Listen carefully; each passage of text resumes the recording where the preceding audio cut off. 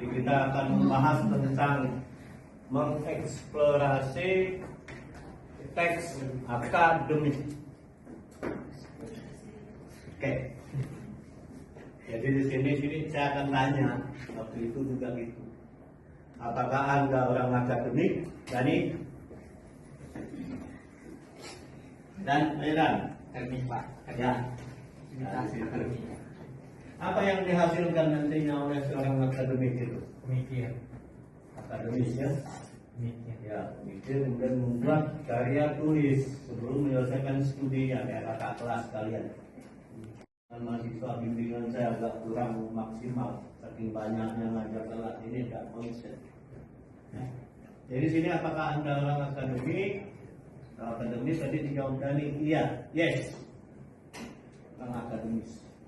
Orang akademis itu orang ilmiah. Tidak boleh berpikiran negatif, harus positif thinking.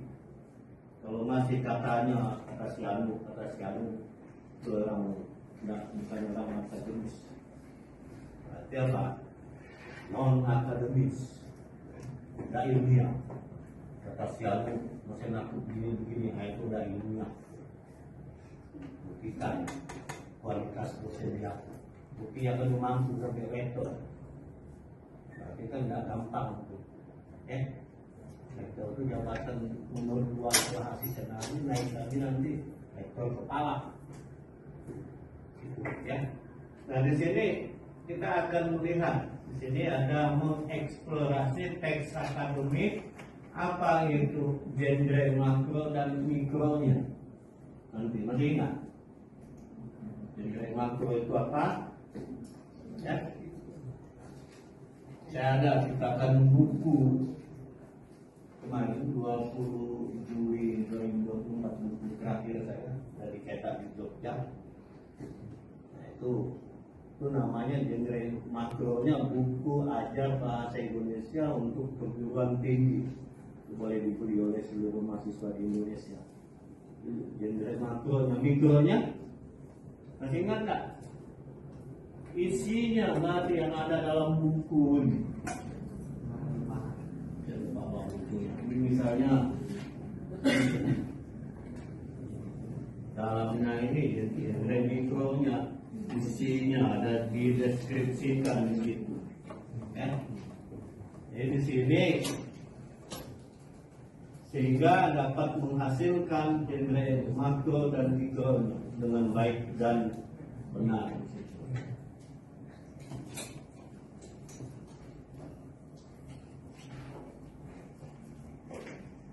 Lalu yang berikutnya, secara sempit ini masih ingat itu waktu itu UTS.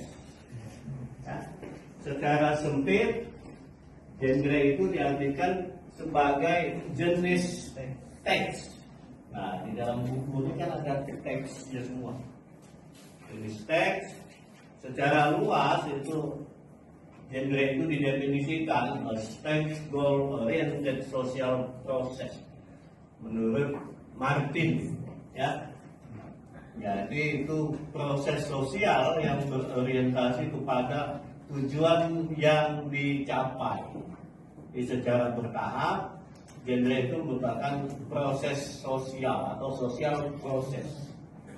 Itu yang dikatakan oleh Martin. Ya.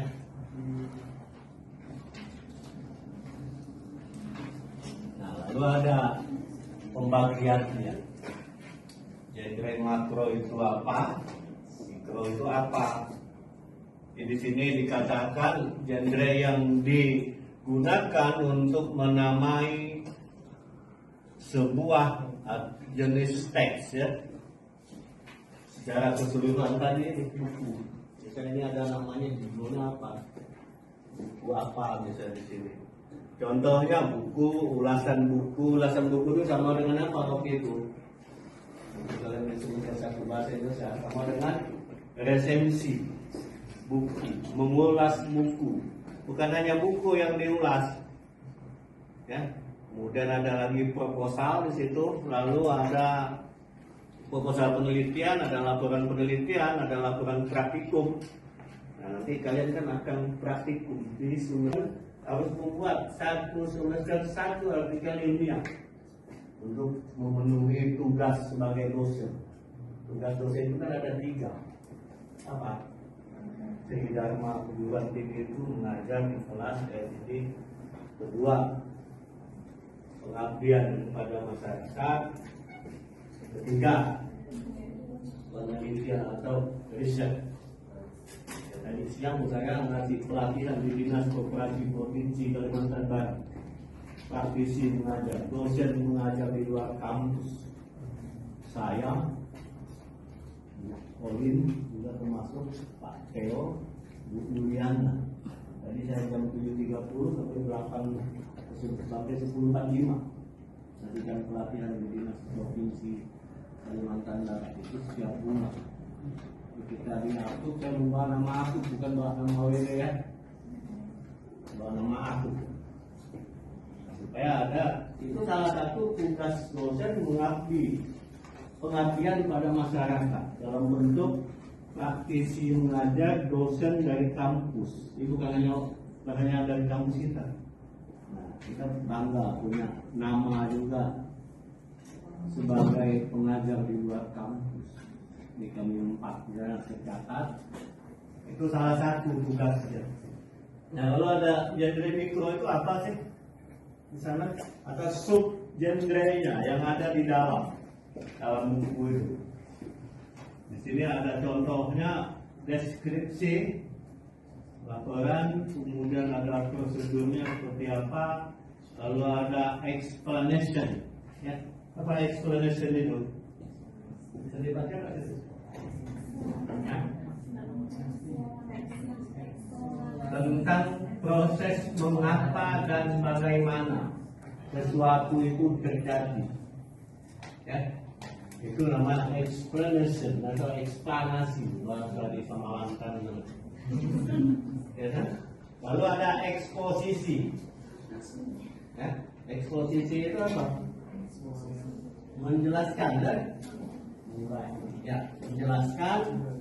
Nah, di sana ada lagi uraian, menjelaskan maksud dan tujuan, kemudian diskusi.